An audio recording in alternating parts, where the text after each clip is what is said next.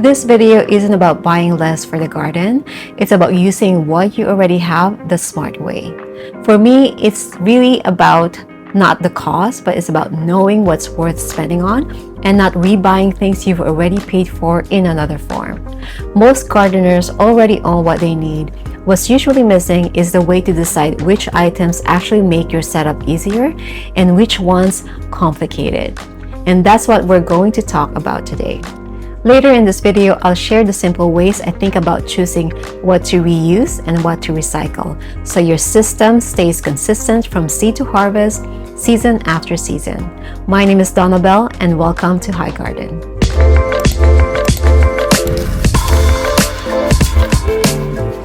When people hear recycling in the garden, they often assume it's about being cheap or frugal, but for me, it's not about that. It's about being intentional and not being wasteful. It's about being creative but with order. Now, almost everything I'm going to show you here today is food grade. That means that generally safe for use at the different stages of the plant growth, including the germination, the early sowing, and planting outdoors. If you're just getting started, the first places I recommend you look into are your fridge and your recycling bin. Not to collect more things, but to recognize what you already have that can work for you. Before I show you examples, it's important to define what I mean by recycle and reuse, because they serve different purposes in the garden. When I say recycle, I'm talking about items that are used temporarily, then they break down and they become part of the garden permanently. These items don't come back next season. The advantage is there's less cleanup. Once they're done their job, they're finished. But the trade-off is, if you want to rely on them every year, you need to choose items you naturally go through consistently. And I'll come back to this concrete example of this at the end of the video.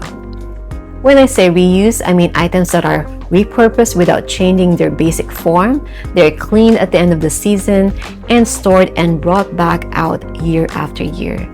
These tend to be the most budget-friendly long-term. But you must be willing to clean them properly and keep the system consistent. So what I recycle? Egg cartons are great for seed starting, especially for shallow-rooted crops like lettuce. And in some cases, you can even avoid up-potting altogether. You may just have to cut the individual compartments to fit most of your seedling trays.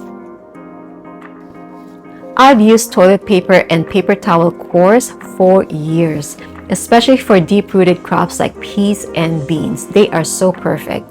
These crops don't like root disturbance or up-potting, which makes this method especially useful. When it's time to transplant, I bury the core directly on the ground, and it just decomposes and becomes part of the soil. Plain brown cardboard, even with black ink, is safe to recycle in the garden. After removing the tapes and adhesives, I shred it and use it as brown in my compost bin. And this is especially useful in the summer when the dry leaves are very limited. I also use it as substrate for vermicomposting.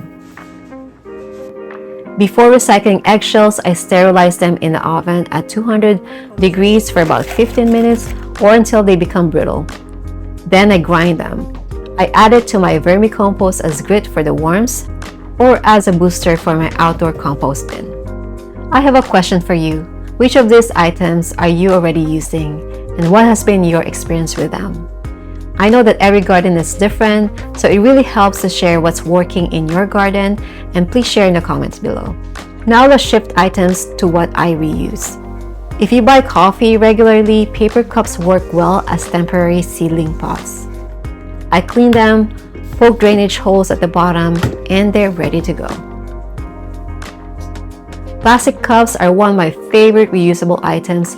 I collect them by color: red for tomatoes, purple for eggplants, green for peppers, and blue for cold hardy plants. Some sturdier cups can go straight into the dishwasher, saving you tons of time in cleanup and sterilization. Another one I reuse is yogurt container. I don't usually use yogurt containers as pots. Instead, I cut them into strips and reuse them as plant labels. I just use different color markers each season and write over the previous label. I use clear food containers for lids for germination. I like being able to see what's happening without disturbing the seeds. For slightly larger seedling, I use food containers as pots. They work well for seedlings that don't mind sharing crowded spaces like bunching onions. I also use them for growing sweet potato slips. They have just the right amount of depth to it. If you buy milk regularly that comes in a milk jug, you're set up well for winter sowing. Milk jugs are bulky though, so storage is something to think about long term. I sometimes germinate seeds between damp paper towels in freezer bags, but I'll likely use this more for winter sowing because they store much more compactly than the milk jugs. Any shallow tray works well underneath seedling containers for bottom watering. Just make sure it can handle the weight of the wet soil and the water. Food-grade buckets can be turned into self-watering pots or used for hydroponics, including the Kratky method, just like how you see it here. I also made a 5-gallon self-watering bucket in the past and it's still outdoors. So if you want to see that setup, let me know and I'll try to make a video for you. Plastic packaging, bubble wrap, and used soil bags can be used to make seed snails. I will be using this method more this year to maximize the space in my grow rack. Old cotton t-shirts make excellent wicking material for moving water from a reservoir into soil. Soil blockers. You don't need to buy soil blockers. Anything that can compress soil and release it cleanly can work very well. I personally use a mooncake mold press and it works extremely well. If there's one thing you take away from this video, let it be this mindset. When you reuse items, consistency matters more than creativity. Consistency in the material, in the size, shape, and capacity. For example, if you decide to use plastic cups, it's much easier to stick with one size instead of mixing several sizes. If your cups vary, your workflow gets harder. Smaller containers dry out faster while larger containers hold moisture longer. So your watering schedule will get more complex. Another example, if you mix food trays with standard growing trays on a grow rack, you'll often end up with wasted space. Instead of one system, you're constantly adjusting. Now when it comes to recycling, it also helps to choose items that you know you'll consistently have. Toilet paper cores work for me because I'm never out of them. They become part of my growing routine, and that reliability matters to me. This approach isn't about doing more than you have to. It's about recognizing that you already have what you need and using it strategically. Once you understand the difference between recycling and reuse, and you choose the items that support a consistent system, gardening becomes easier and more manageable.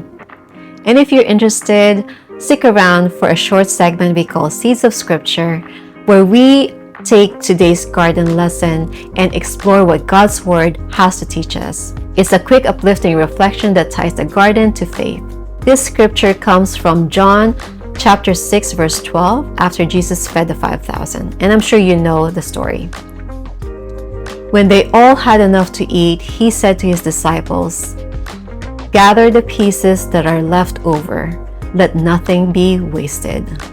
My reflection on this scripture, Jesus can easily multiply 5 loaves of bread and 2 fish.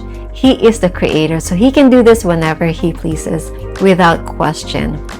But when we listen to what he said about the excess food, the 12 baskets that were left over, let nothing be wasted.